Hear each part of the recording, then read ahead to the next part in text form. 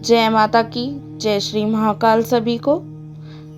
आज हम बात करेंगे कि शक्ति यानी किसी भी देवी देवताओं के अनुभव आपको अचानक होना बंद हो जाए, यानी पहले होते थे अनुभव और अब नहीं हो रहे हैं।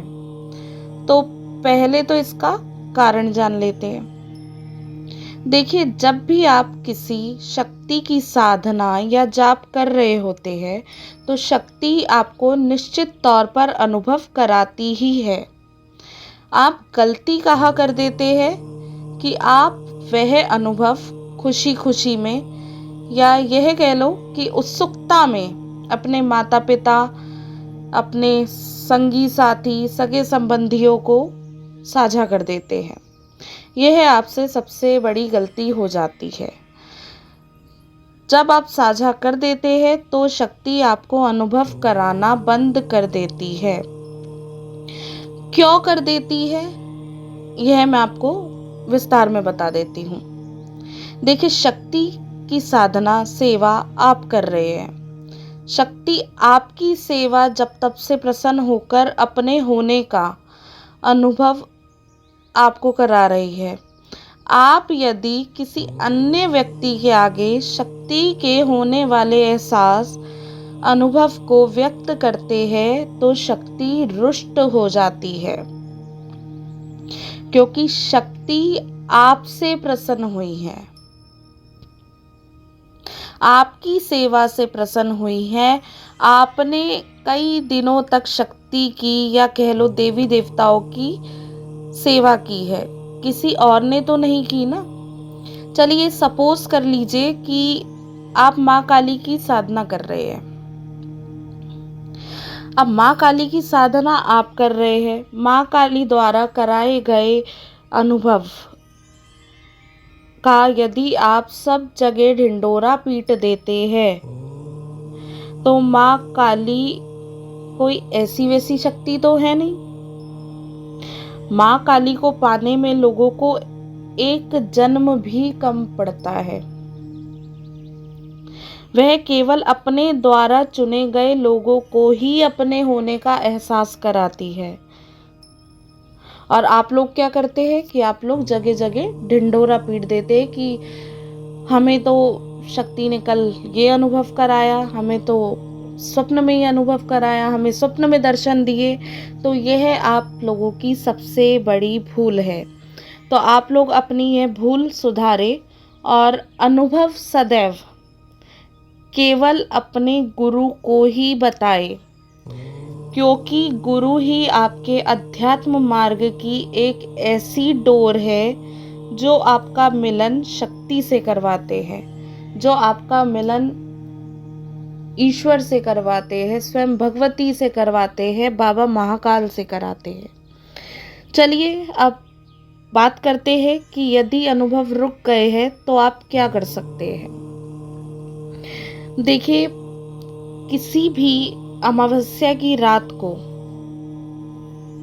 11:15 बजे, अमावस्या की रात्रि 11:15 बजे आप खुले स्थान पर, जहां आसमान आपको पूर्ण दिखे, मतलब आप आसमान के नीचे ही हो, आसमान की छांव में हो, ठीक है, तारों की छांव में हो, आपको चाहे तो आप घर का आंगन या घर की छत का भी चयन कर सकते हैं। आप यह कार्य वहाँ भी कर सकते हैं। आपको करना क्या है, गोबर के उपलों पर आपको कोई लकड़ी समीधा वगैरह कोई नहीं लेनी है। आपको सिर्फ और सिर्फ गोबर के उपलों पर 108 लौंग के जोड़े बाबा महाकाल के नाम से, यानी भगवान भोलेनाथ, जिन्होंने हमें तंत्र से जोड़ा है, जिन्होंने हमें शिव और शक्ति से जोड़ा है, जिन्होंने हमें पूर्ण रूप से इस साधना मार्ग में हमें लेकर आए हैं, हमें बाबा महाकाल के नाम से 108 लौंग के जोड़े दे देने हैं उसी उपलों की अग्यारी पर। याद रहे कि उपलों की अग्यारी पर आप केवल और केवल देसी घी का प्रयोग कर सकते हैं। देसी घी और कपूर से उसे चेतन करें और चेतन करने के पश्चात 108 लौंग के जोड़ों की आहुति दे दे। ठीक है। और साथ ही उसी अग्नि में आपको 1.25 किलो दूध से बने मिष्ठान का भोग देना है बाबा महाकाल को। ठीक है। और जब आप ये कार्य कर लेंगे तो आपको बाबा महाकाल तथा सभी शक्तियों से आपको क्षमा याचना करनी है भूल चूक की। और आप देखेंगे कि अगले दिन से ही आपको अनुभव होना शुरू हो जाएंगे। पर आपको यह बात हमेशा ध्यान रखनी है कि गुरु के अलावा अनुभव किसी और को ना बताए। आशा करती हूँ आज की वीडियो में आपको बहुत कुछ समझ आया होगा और जिस चीज़ से आधे से ज़्यादा लोग परेशान रहते हैं कि अनुभव बंद हो गए हैं, तो आप यह कार्य करके अनुभव अपने दोबारा शुरू कर सकते हैं। परंतु आप ये अगर करेंगे कि आप बार बार यही करते रहेंगे और बार बार कहते हैं ना कि हम अगर गलती से अगर किसी को अनुभव बता रहे हैं तो वो हमारी भूल है, वो ईश्वर देख रहा है। पर यदि आप जानबूझकर करते रहेंगे और बाबा महाकाल को बार बार भोग देकर या बार बार उनकी आहुतियाँ देकर आप दोबारा से वही गलती करेंगे तो यह कारगर नहीं रहेगा। तो इस चीज़ का खास ध्यान रखें कि आप अनुभव किसी से भी शेयर ना करें। और अभी किसी के अनुभव रुक गए हैं तो ये कार्य करके आप अपने अनुभव फिर से शुरू कर सकते हैं।